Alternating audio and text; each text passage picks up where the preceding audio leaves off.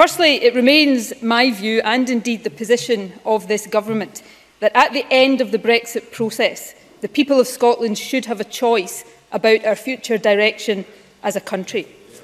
Indeed, the implications of Brexit are so potentially far-reaching that as they become clearer, I think people will increasingly demand that choice.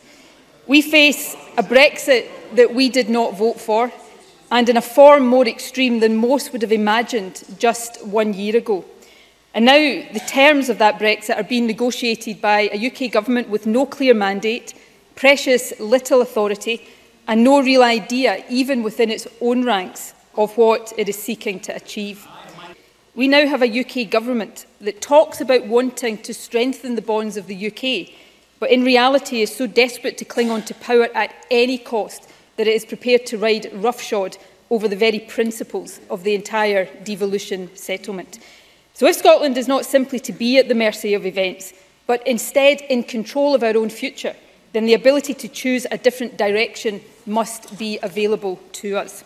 I am therefore confirming today that, having listened and reflected, the Scottish Government will reset the plan I set out on March the 13th. We will not seek to introduce the legislation for an independence referendum immediately.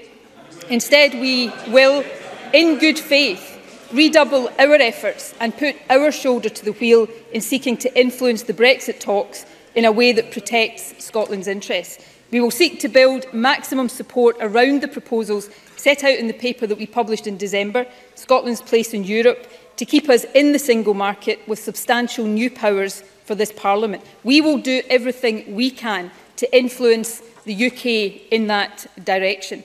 And then at the end of this period of negotiation with the EU, likely to be around next autumn, when the terms of Brexit will be clearer, we will come back to Parliament to set out our judgment on the best way forward at that time, including our view on the precise timescale for offering people a choice over the country's future.